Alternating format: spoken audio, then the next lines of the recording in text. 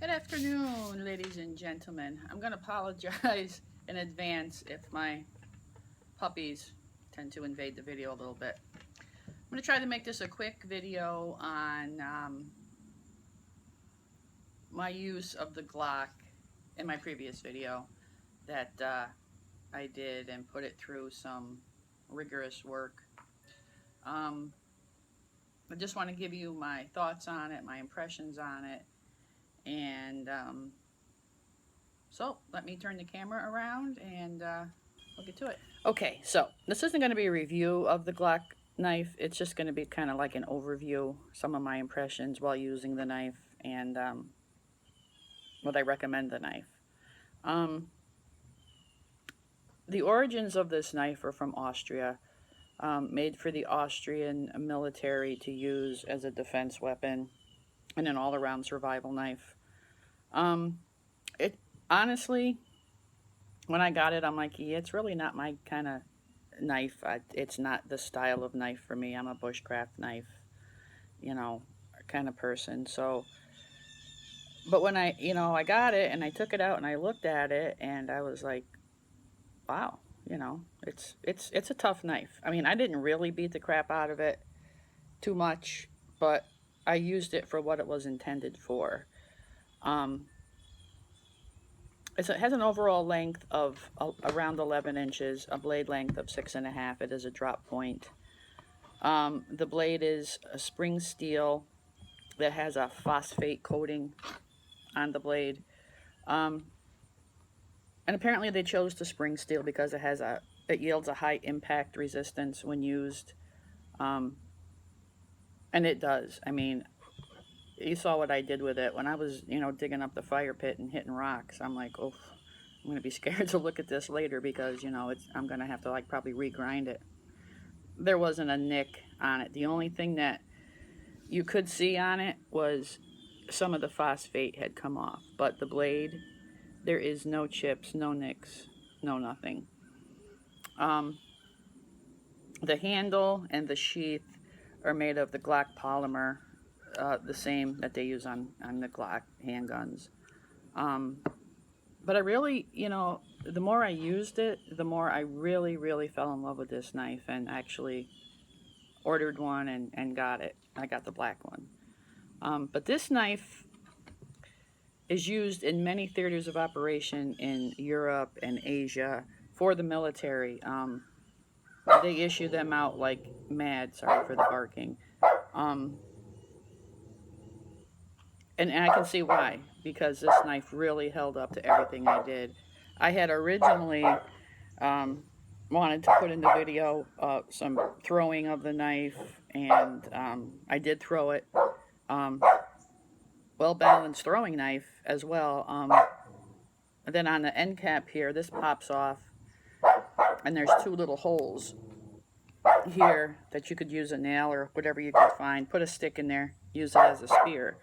I also did that, and when I started to do the throwing video in the bayonet, well, not bayonet, but spear video, my dogs came out, and I quickly had to end it. I couldn't film it, and I do apologize. But hopefully, the next person that gets this, or persons that get it in the future, will be able to do some throwing and, make a spear out of it, because I just jammed the stick in there and put a couple small tack nails in there and had a blast till my dogs came out. It is 1/8 of an inch thick. The only thing that I did not like about this is that there's no 90-degree spine for striking a ferro rod. When I did the fire, I actually struck it way down here because I didn't want to, take any chances with the blade. It sharpened nice. It cleaned up nice. I'm very impressed with this knife. I mean, I couldn't find anything to knock about it. It does have the finger guards here with a bottle opener here. I probably should have popped a beer while I was out there, but I don't drink. Overall, a good knife. The sheath is awesome. Has an awesome lock on it. You can hear that. That ain't going nowhere. Belt clip. I actually had it on one of my packs. Overall, really good knife. yeah, I actually bought one, and I'm going to modify it by putting a 90-degree spine on it for the ferrite. I didn't want to do it to this knife. I probably could have. I don't think the guys would have had a problem with it, but it's not my knife. And but if someone else, wants to, that's fine. But I didn't want to mess with the integrity of the knife at all. So yes, I do recommend this knife for the price point. I paid like $27 on Amazon. I mean, you are gonna get your money's worth. This knife will last you a lifetime. Um, and with the phosphate coating on the blade, it has a low corrosive value on it. But I still, after I sharpened it and cleaned it up, I put some WD-40 on it. I do it with every knife that I have. So really good knife. I know it's going to see a lot more action and a lot more abuse probably, and that's good. I mean, it can stand up to whatever anybody wants to put it through. But I just wanted to do a quick vid on life after the clock, and what I thought of it, and I was highly impressed. Um, to look at it, like I said, I would probably never even give it a second glance or buy it, but I'm glad I did.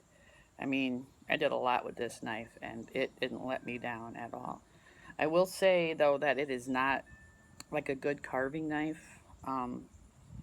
Could you carve with it? Absolutely, but uh, it's just not designed to sit down and carve and feather stick. You can, but like I said, it's more of a military tactical knife, survival knife, and mine will be in my pack at all times or on my person, even if I take out two other knives or whatever I take out.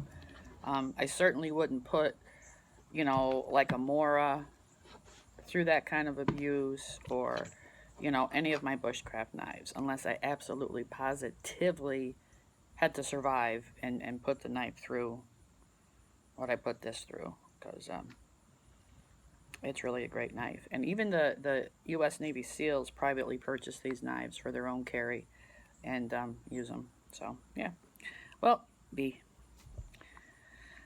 That's it, folks. I just wanted to give you my impressions, and I got to wrap this video up because I got to get this puppy in the mail so it can get to where it needs to go before the end of the week. So take care, and I'll see you on the next video. Thanks for watching.